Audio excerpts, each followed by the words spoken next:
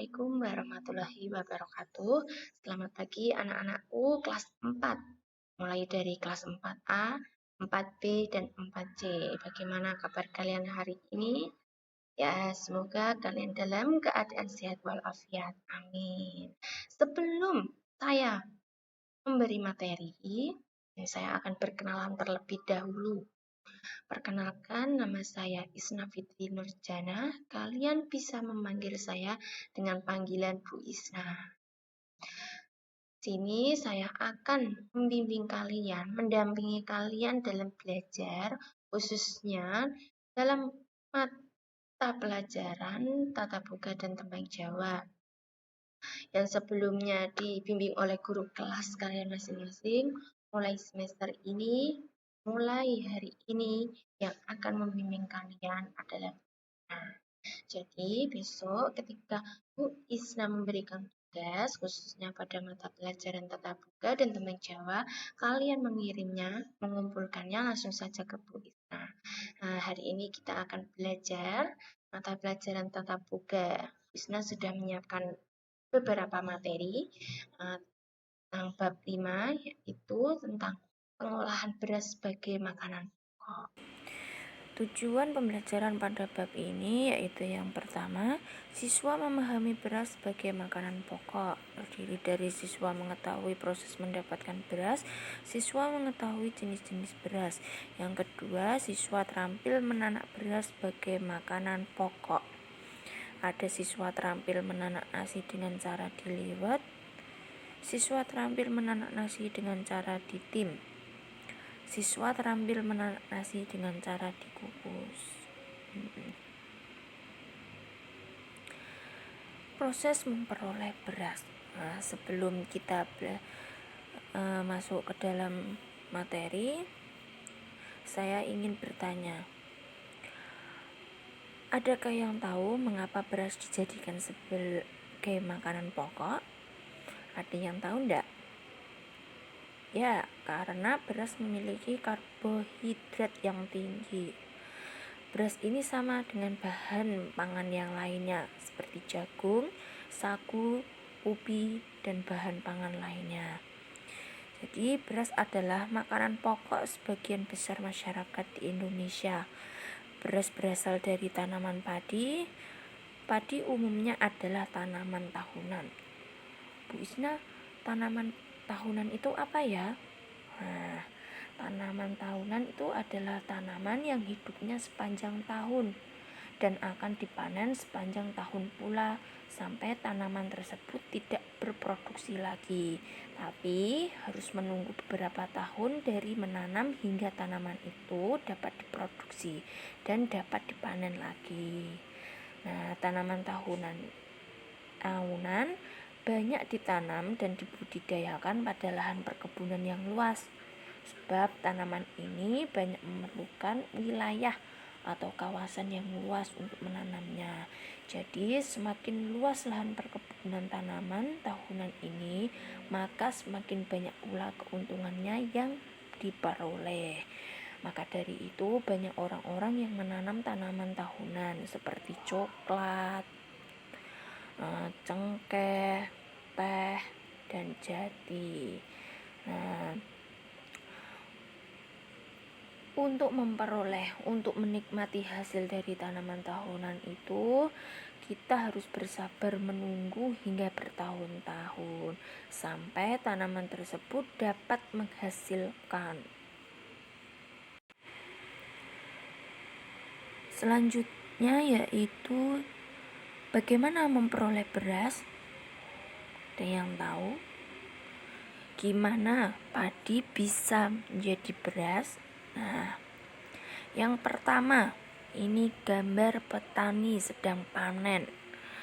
Nah, padi dipanen ketika kadar pelembapan bijinya mencapai 25%. Pada umumnya tanaman padi dipanen menggunakan tangan. Nah, seperti contoh ini menggunakan tangan. Namun ada pula yang menggunakan mesin pemanen padi. Yang kedua selanjutnya, yang kedua sama yang ketiga itu sama. memisahkan gabah dari batangnya. Namun yang gambar pertama itu sudah mulai modern, tapi ada yang lebih modern lagi. Yang gambar ketiga itu masih tradisional, itu dengan cara dipukul-pukul. Selanjutnya pengeringan gabah. Jadi sebelum diolah, gabah perlu dikeringkan dahulu hingga kelembabannya mencapai 20%. Kemudian penggilingan gabah. Gabah digiling untuk memisahkan sekam atau kulit dengan isinya. Isi bulir padi yang telah bersih dari kulitnya ini berbentuk butiran putih. Nah, butiran putih inilah yang disebut dengan beras. Dan terakhir, beras pun siap untuk diproduksi. Selanjutnya, jenis-jenis beras. Nah, beras itu mempunyai jenis-jenis beras. Indonesia memiliki iklim yang sangat cocok untuk tanaman padi. Beberapa jenis padi penghasilan beras dapat tumbuh di tanah Indonesia. Jadi di Indonesia mempunyai jenis-jenis beras. Yang pertama yaitu beras putih, beras merah, beras coklat, beras hitam, dan yang terakhir beras ketan. Yang pertama, beras putih.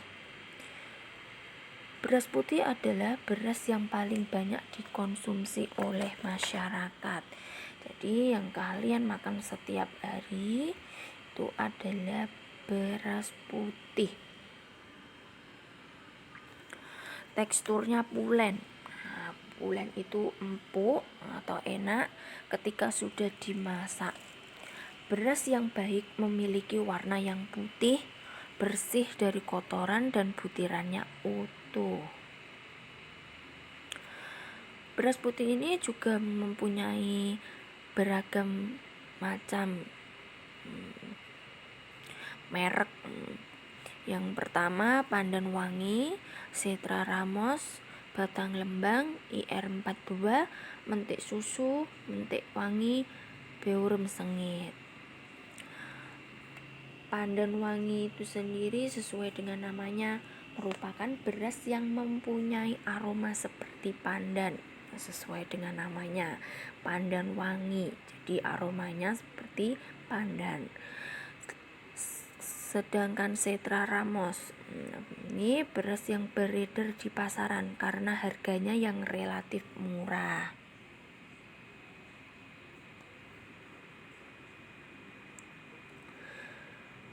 Terus kemudian rojo lele. Nah, di sini belum Bu Isna tulis, yaitu rojo lele. Rojo lele beras yang banyak digunakan di Jawa Tengah atau Jawa Timur dengan warna seperti susu. Selanjutnya Batang Lembang, atau dikenal juga beras Jepang yang memiliki tekstur sangat bulan, sangat enak, sangat empuk kalau sudah masak. Ya, selanjutnya IR42, beras yang menghasilkan nasi yang sedikit keras dan kering yang cocok untuk disajikan nasi goreng, lontong, dan nasi uduk. Nah, jadi kalian kalau membuat nasi goreng, lontong, atau nasi uduk sebaiknya memakai beras putih yang berjenis IR42 karena ini cocok sekali. Selanjutnya Mentik Susu, beras organik yang sangat kaya nutrisi dan mineral. Mentik Wangi, beras organik yang punya kandungan gula rendah sehingga cocok sekali untuk penderita diabetes.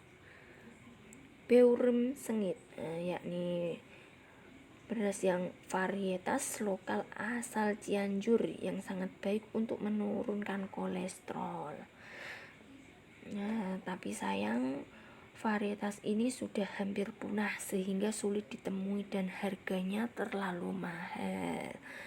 Bu Isna ini mempunyai beberapa foto gambar ya. Ini beras wangi itu seperti ini, beras Setra Ramos IR42, mendek susu, dan yang terakhir mendek wangi. Selanjutnya yaitu nomor 2, beras merah. Warna merah pada beras merah diperoleh dari kandungan gen antosianin. Beras merah mengandung lebih banyak serat dan kaya nutrisi seperti zat besi, antioksidan, dan vitamin B6. Tekstur beras merah lebih keras. Nah, ini seperti beras putih yang berjenis IR42, sedikit keras, tapi IR2 juga kering. Yang ketiga, beras coklat. Beras coklat merupakan beras yang diproses dengan menghilangkan kulit padinya saja, tapi tidak diproses panjang hingga putih.